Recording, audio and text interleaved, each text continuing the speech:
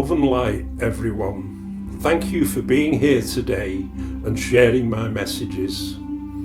I've been in practice for over 30 years working with altered states of consciousness, and my resume is on my website. With this film, I'm going to explain to you the way I work and what I've learned through my journey working with hundreds of clients and spirits, because sometimes spirits need help as well. The fall of Eden, the original contamination, Satan and the forbidden gospels. Love and light, everyone. Thank you for being here today and sharing our messages. This film is about Adam and Eve, the original contamination and the forbidden gospels. I'll show some, if not most, of the suppressed gospels at the end of this film, before including another short film called The Kola's Deep Borehole and Hell Explained, which I hope will explain some of the experiences from hell which have been experienced by some renowned people. There's nothing dogmatic about this film. It's simply my interpretation of the original contamination. Many religions will disagree with my opinion and interpretation, but at least today I'll not be burned, tortured, or have to bury my scripts. Our human history has been edited by men. For instance, in the Catholic Bible we have the Book of Tobit, which is omitted from the Protestant version of the Bible. Unfortunately, our religion's history is filled with dogmatic persecution and genocide, which continues to this day. Confusion arises as most religions don't accept the spiritual dimension. They teach that we die and are judged and then go to heaven or hell. Remember that Jesus released spirits all through his Gospels and even told his disciples not to stop others from releasing spirit if in God's name. Let's start at the beginning with the original contamination, as many people seem confused basically as to why, if there is a God who is all-powerful, then why is there and why has there been so much suffering in our world? I'll begin with a short story which may bring an empathy and congruence of the problematic situation God faced. Here's a short story. A parent who is high-ranking in society adopted 2 children from different families and develops a school for the children. It's a good school, but as always, there are some problems. The parent who made the new school tells his own children, being a girl and a boy called Adam and Eve, not to become involved with any bad children in the school. The parent is wise and knows what is good and what is bad, and this is explained to the children, but the children have freedom of choice. Now, imagine you can see into the future. You can see your children mixing with what you consider to be bad apples, bad people. Your children are groomed, coerced and possessed by the children in the school whom you consider to be a bad influence. Your children go to parties, take drugs and have indiscriminate sex, and they give birth to children born within this bad influence. The apples they have tasted have seeds which unfortunately are given to your son and accepted by your daughter through the sweetness of temptation. Your children are coerced and have both mated with people who are frivolous and participate in debauchery, saying things like, "Don't listen to your parents, they just want you not to have any fun." Would you take away your child's free will? Would you stop them from playing in the game of life and going to this school?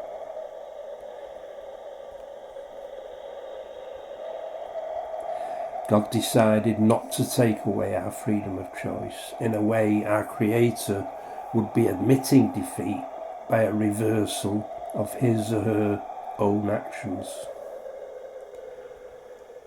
Our Creator wanted us to have our freedom of choice. We decided to dive into the ocean as deep as we could, and that was fun. Then the problems began when we realised we needed to resurface.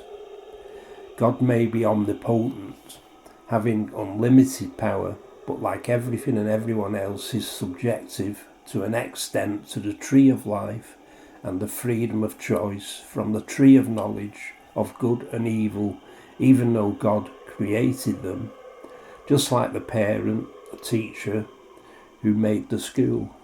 And yet they still have to follow its given rules. It's about being subjective regarding an objective. Even if you have created it yourself, the tree of life and the tree of knowledge of good and evil are both spiritual matrices. Similar to computers, they are entities, programs. It's like when we're in water. Maybe we could call this the coral of water, just like the tree of life. The water is an objective and we are subjective, affected by its conditions.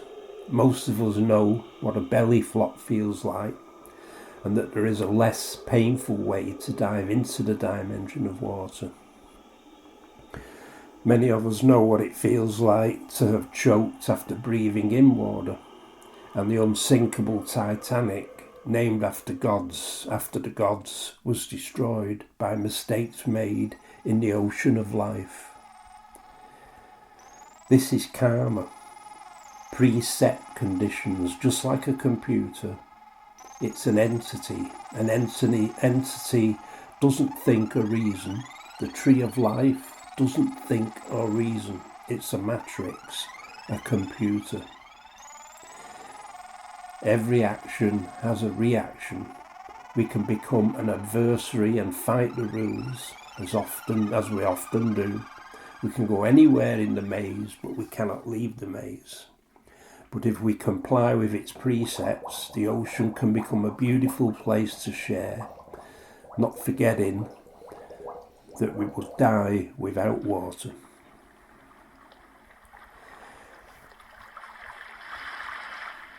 Now, let's see how Adam and Eve brought legions to wars and fill in some of the gaps left in the Bible. Let's look in between the lines.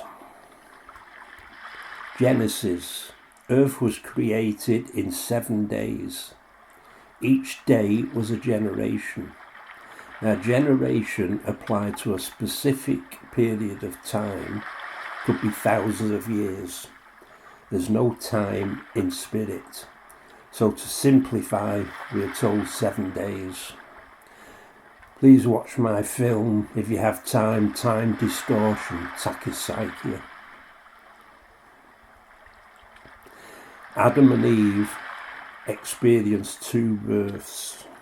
The first birth was from God, and the second was from Satan, the adversary. With the first incarnation, which was into spirit before the fall, Adam and Eve were created from the reflection of God into Eden. God being male and female. In spirit, Adam and Eve were each male and female. They were incapable of and could not mate at this time. They had never experienced materiality at this time. They were reflected from the Spirit of God. From their existence in the spiritual dimension, they became part physical from the dust of the earth being a spirit within an etheric body, not as a human body. Not as a human body incarnate on earth. Adam and Eve at this time experience earth from the spiritual dimension. They are not incarnated within a physical body.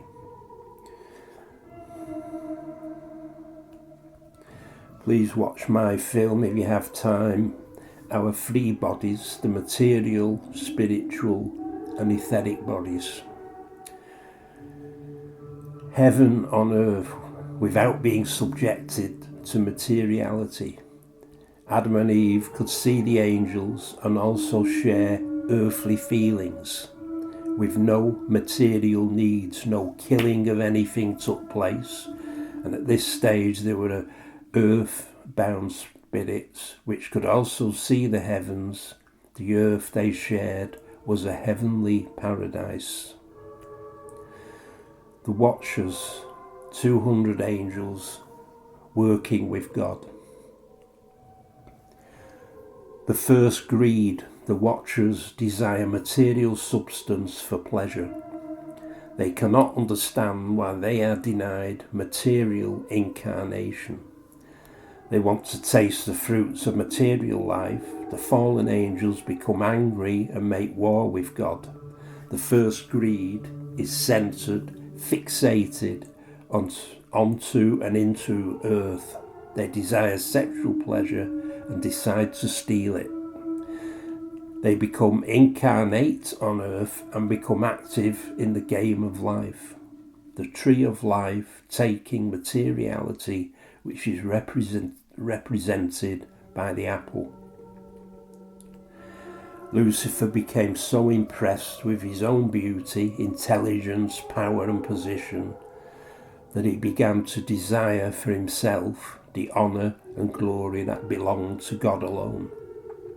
This pride represents the actual beginning of sin in the universe, preceding the fall of Adam and Eve.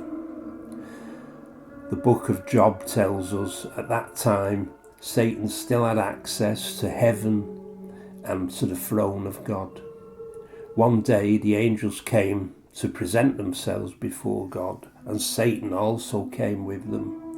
The Lord said to Satan, "Where have you come from?" Satan answered, "From roaming through the earth and going back and forth in it." Job 1:6-7.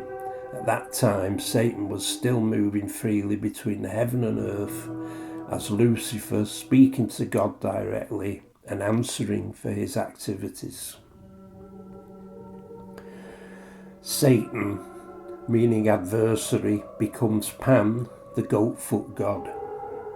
The fallen angels possess and mate with animals and kill and eat them.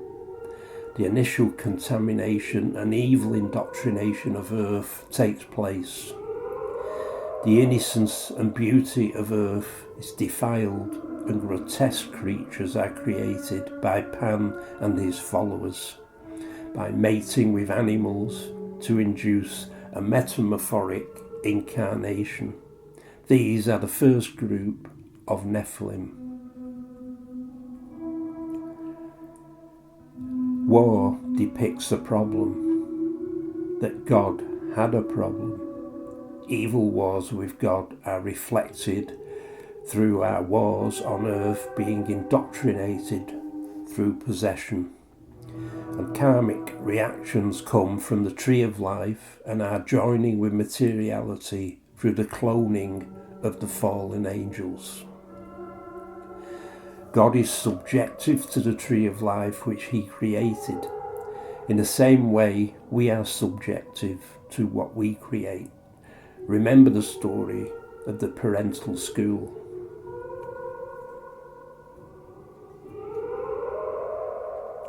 The fallen angels manifest into materiality on earth, cast down, fallen into purgatory, the prison of materiality. Lucifer, the morning star, bringing light, becomes Satan, the adversary and avenger, the nemesis of God and humanity. By his fall, Lucifer roams the earth, seeking to destroy God's creation. Satan incarnate becomes Pan, the goat-foot god, part animal. Through the possession of animals, spiritual material and etheric bodies, the fallen angels incarnate on earth. Metamorphosis takes place. Fallen angels manifest on earth, part animal and part alien. An abomination to God, the first 200 fallen angels, demons, exist before they become legions. The leaders are Pan, Bacchus and Lilith. They travel through intoxication, drugs, sex and debauchery. Propagation through copulation. Pan is hermaphrodite, Bacchus is male and Lilith is female. Pan and Bacchus are part animal, goat-footed, horned gods. From propagating with animals and taking their lives and eating them, killing and suffering begins to defile and steal God's creation. The first contamination is completed. Serpents around Bacchus, Pan and Lilith, the serpent horned-headed gods of wine, ecstasy, debauchery and madness. Now we come to the second birth of Adam and Eve into materiality. Propagation and the first spirit possession. Spirit possession through the spirit and etheric bodies of Adam and Eve. Human metamorphosis into material incarnation. Metamorphotic incarnation takes place. Physical copulation through the etheric, which is part material body of Adam and Eve. Copulation invoking materiality and incarnation onto earth. The apple from the tree of life, earthly temptations, the seed from the tree, copulation, creation, we become demigods with the ability to give life through our creations. Our children are from the tree of life, which we were told not to touch. The curse of karma is inevitable. The firstborn, Cain, is cloned by evil. Contamination prevails. Fallen angels, Pan, Bacchus and Lilith, seduce Adam and Eve. Adam and Eve are groomed, seduced and given knowledge of good and evil. Adam and Eve are seduced into materiality. They taste the fruits which contain the seeds of life, copulation. Adam and Eve manifest into material incarnation, from hermaphrodite, male and female, into the division of material, singular, being a man and a woman. Eve is pregnant with Cain when she falls to earth and is incarnated. God's exorcism and rebirth into materiality of Adam and Eve after their fall into incarnation. God removes the possession of Lilith and Pan and clones and gives security to Adam and Eve by use of a rib, being DNA which we now know came into woman from man. We know this through genetics. Humans have now adopted the nature of evil and conflict, their new nature being bred into them from the fallen angels. But God's transference of DNA, the rib, gives an amount of molecular protection to humans against physical deformity and the propagation by the adversary. Cain is born from the first contamination. He's born on earth, and from Cain the second group of Nephilim are born. part human and part animal from the breeding with fallen angels. Cain and deformed humans, many being giants, are born. The contaminated earth becomes the battlefield where the war between God and evil continues. Purgatory. Adam and Eve's manifestation into material incarnation as man and woman from hermaphrodite, each being now male and female.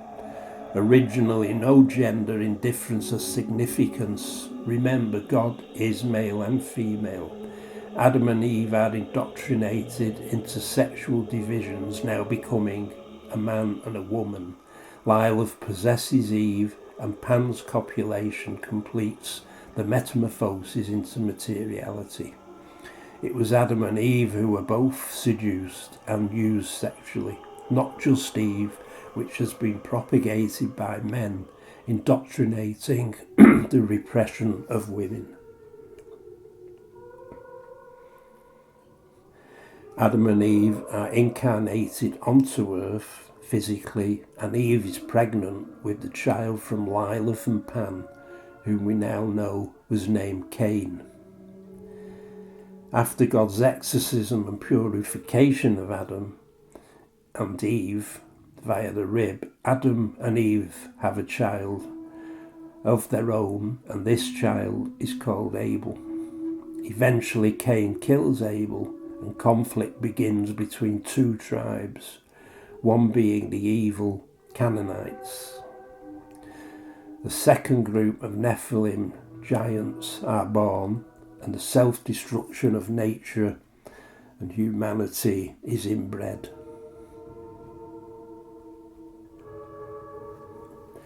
Cloned contamination and the initiation through karma of purgatory. War, killing, greed, eating of flesh, including human. Eventually the flood kills the Nephilim, and many arks are constructed for protection by people. The arks are not all boats. Ark, chest, confined safe place. Hundreds of arks, stone buildings are built and have been constructed with vitrified joints. The arks are sealed by their stone joints being melted together. This would be to seal against water, and the technology used cannot be reproduced in our present time. God told us how to build the arks.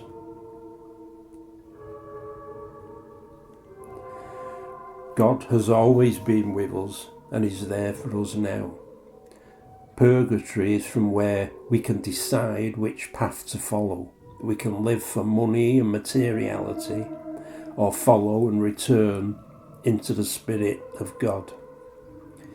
Infernum, hell, is a magnetic consolidating from greed, possession and solidification through the fire of purgatory into the frozen solidification of ice. Messages of resurrection from our Saviour, God's indoctrination amidst contamination, crucifixion and sacrifice after the crucifixion. Jesus travels into hell during the 3 days dissipation of the etheric body and releases spirits into the light who have been trapped by evil and should not be in hell. Throughout the Gospels, Jesus teaches and releases spirit. He tells his disciples not to stop people releasing unclean spirit in God's name. God is still at war. The problem still exists, but God is still with us. God forgives us and offers us options to change our nature from the original contamination. The chances we are given are within the tree of life, and like a computer, we can become a part of evil, a virus, or work our way back out of purgatory. The removal of the original contamination by cloning. is a 3-part cloning through what people call the autistic spectrum, Tourette's, autism and Asperger's spectrum syndrome, being an alien molecular metamorphosis to change the nature of our species through possession and reincarnation from the first indoctrination, possession, Tourette syndrome. You may observe the anomaly fighting like a trapped bird in a cage, integration through the second stage, autism of the autism spectrum, and the third stage, integration through the Asperger spectrum syndrome. Now, if you remain with me a few more minutes, I'll conclude with another short story. The tale of the frog and the scorpion. A changing of the nature of a species. There's a forest fire and a scorpion asks the frog to carry it across the river. The frog hesitates, afraid of being stung. But the scorpion argues that if it did so, they would both drown. Considering this, the frog agrees, but midway across the river, the scorpion decides to sting the frog, dooming them both to death. The frog asks the scorpion, "Why did you do this?" The scorpion replies that it was in my nature to do so. Autism, to change the nature of a self-destructive species. From 2021, 10 years ago, there's 1 in 1,000 autistic. 5 years ago, 1 in 500. Now 1 in 50 and increasing each year.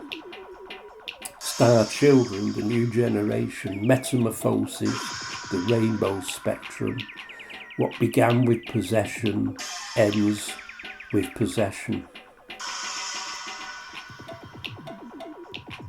And the wise old scientists looked out over the earth and saw all was not well.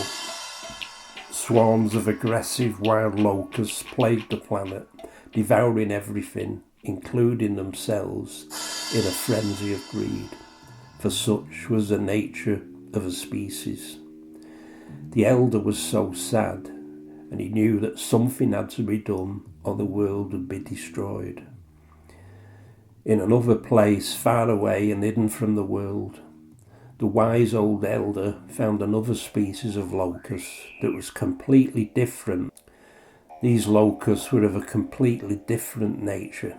They rested by the water, ate little food, and they seemed to be a fragile species who liked to be left alone within peace and solitude. The wise old elder collected some of the wild locusts and placed them in a large observation area, and with them he included several of the peaceful locusts. Some of the aggressive locusts attacked the ones which were different, and some of the peaceful ones found it hard to accept the wild locusts. But some aggressive locusts seemed to like and accept the peaceful strain and protected and accepted them into the community. As time passed, the elder noticed certain changes taking place within the group dynamics. Some of the newborn locusts were affected in some ways and were making jerking, aggressive movements. The scientists believe that this was the first adaptation phase of the metamorphosis in relation to the integration of the new species. The elder noticed that as more time passed, the second group of newly born young locusts bore different characteristics to the others. Being of a more peaceful nature, they seemed to be quiet and easily agitated by any interference from the other locusts. After a long time, a third group of locusts emerged which were not aggressive, greedy or self-destructive. A new species. This was a result of the integration of the previous two. The elder placed a new species he had developed into a confined environment, and the metamorphosis of the two different species resulted in a locust with a different nature that would be able to survive within its world. The wise elder collected the passive locusts and mixed them with the aggressive species. Soon there was one within 100 of the new species developing, and the elder smiled. Although this change was stressful for the species, the final result would benefit the world. The following short film, the Kola, Superdeep, Borehole and Hell Explained, I hope will explain some of the experiences from hell by renowned people.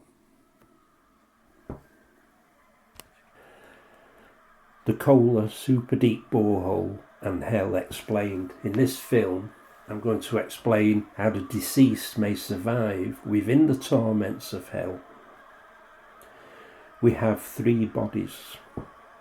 The physical body, we all know what this is. The spiritual body, most of us know what this is.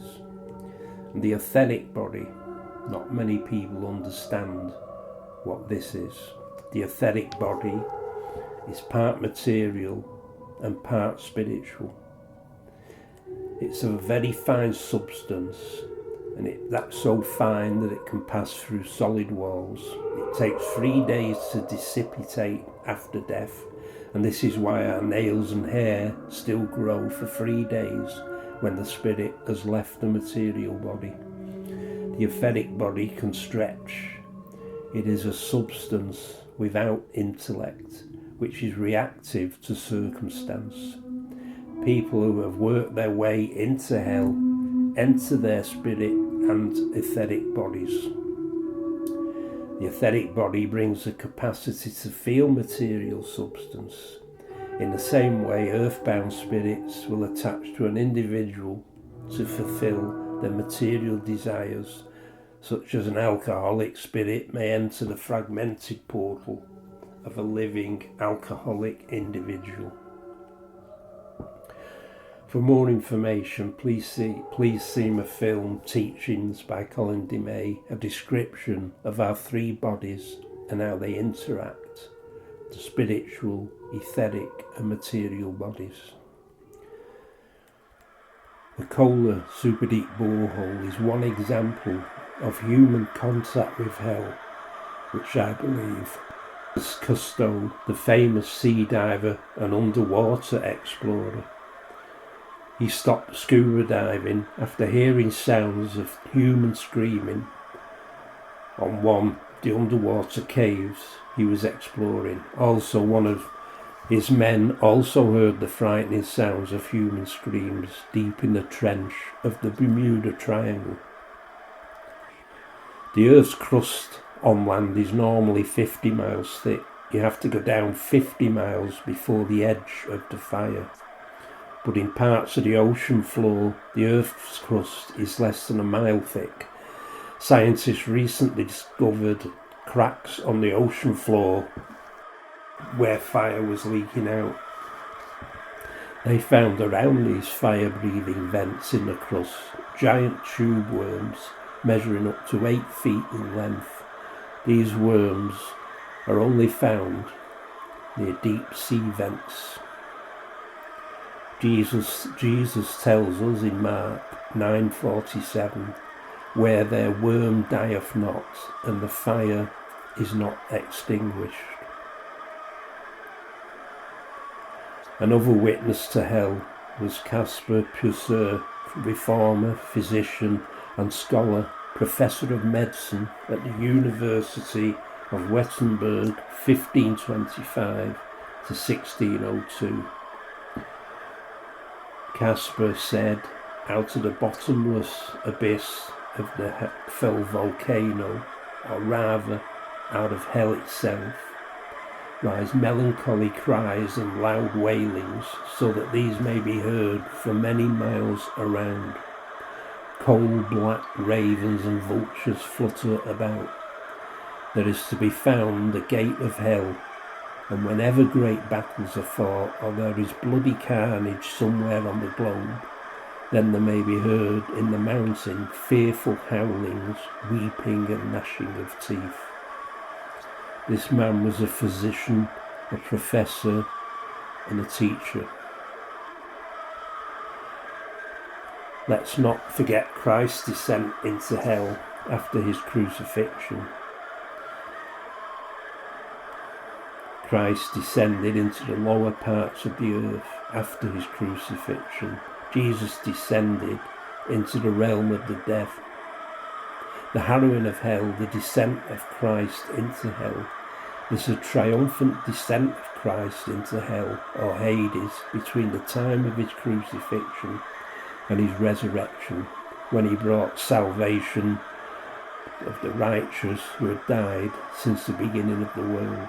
Jesus Christ is renowned for healing people and spirits, and he teaches spirit release throughout the Gospels of Mark, Matthew, Luke and John. Another consequence of Christ's descent into hell is that there was a seeding of something. A new generative power was implanted in the depths of the earth. This is expressed in the term, the harrowing of hell. Etheric mirroring. It's important to understand the mechanisms of our three bodies, which will also explain many experiences from a large amount of spiritual paranormal phenomenon. Emil Segui, doppelganger. The case history gives a good example of etheric mirroring, using of our etheric body, and explains how our etheric body, which is part material, may be seen and touched. The latter is very important, as spirits may use individuals' etheric substance for their own advantage. A limited number of people, such as Emil Segui, experience paranormal phenomena which sometimes breaches our physical-spiritual divide. Being ordinary people living within a conventional and socially accepted lifestyle, sometimes having no knowledge, interest or belief in spiritual or paranormal experiences.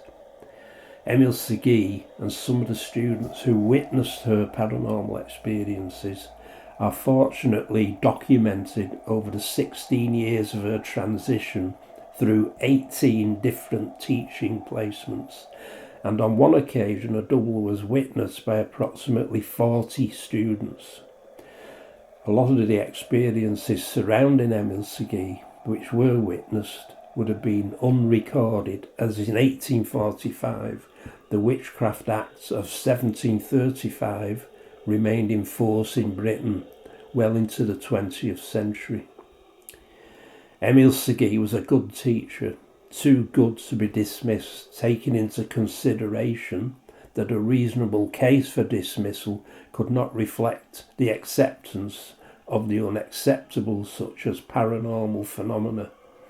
Thus her transference through 18 different teaching placements as the pupils' parents complained in regards to this paranormal activity. The doppelganger precisely copied the teacher's every move as she wrote, except that it did not hold any implements such as a blackboard, chalk or eating utensils. It would be difficult for the etheric body to hold uncontaminated material objects, being transient, seldom used, whereas Emil Segui's clothes or jewellery would likely be charged with her ectoplasm, so manifest and be seen. If she had repeatedly used the same eating utensils for a long period of time, then they are likely to have been included in the mirroring. This is how psychometry works, by holding a part of another person's etheric substance and reading its imprint.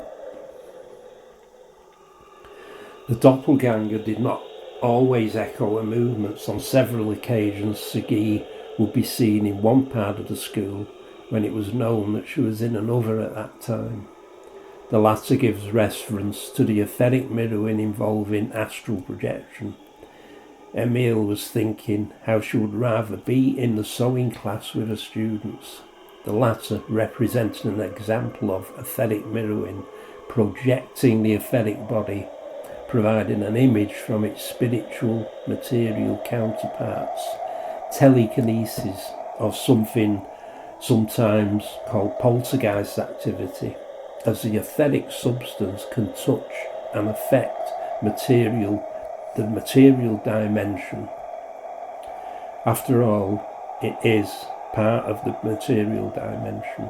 If an individual is disturbed in a certain way, it may affect their surrounding environment. It's not always a ghost. The image seen is a photographic video with no individual cognition. The ghost sits or mimics, mirroring its counterpart, similar to moving characters in a computer game. So here we have an example of how a living, incarnate person can project a ghost image reflection via mirroring. In the same way, an etheric, innate substance may provide recorded images which are simply photos, videos from the past. There are many accounts of mirroring from living people. Earthbound spirit will often use a person's ectoplasm, substance of the etheric body, to manifest materially. The latter is often invoked by material mediums, often initiating a group collective ectoplasm. It felt ethereal like cloth, a spider's web, not forgetting unwanted attention from earthbound spirit attachments in possession of a suitable host. Sagi said that whenever it was said to appear, she felt drained and fatigued. Her physical colour seemed to pale at these times, yet this extreme fatigue is also recognised by material mediums and my own clients' experiences of ethereal attachment or possession. The etheric body which was touched by Emil's students is also used by spirit via attachment possession for stroking, scratching and ethereal electrical disturbances of the host, to name but a few negative invasions. Sister Faustina's vision of hell. Sister Faustina, the Polish nun who received many revelations from Christ concerning his divine mercy, was shown hell so that people would repent and turn to her for forgiveness. In paragraph 741 of her now famous Diary of Saint Faustina, she recounts the reason our Lord had an angel escort her into hell. I am writing this at the command of God so that no soul may find an excuse by saying there is no hell or that nobody has ever been there, and so no one can say they don't know what it is like. She then describes the various torments she saw by the souls she had said had made a common mistake. I notice one thing, writes Saint Faustina, that most of the souls there are those who disbelieve that there is a hell. What the Polish nun saw when she visited hell were two categories of punishments, those suffered collectively by all, and those particular sufferings endured specifically by certain individuals. Concerning seven general torments suffered by all, she relates: 1. The loss of God. 2. The perpetual remorse of conscience. 3. One's condition will never change. 4. Fire that penetrates the soul without destroying it. 5. Continual darkness, a suffering, a suffocating smell, and the sight of others there. 6. The constant company of Satan. 7. Horrible despair and hatred of God, vile words, curses and blasphemies. In addition to the general torment suffered by all in hell, Saint Faustina further saw particular sufferings there. There are special tortures destinated for particular souls. These are torments of the senses. Each soul undergoes terrible and indescribable sufferings related to the manner in which the person has sinned. Love and light, and thank you for sharing, my friend. I'm working on more films, so please subscribe to make them available for yourself. Thank you.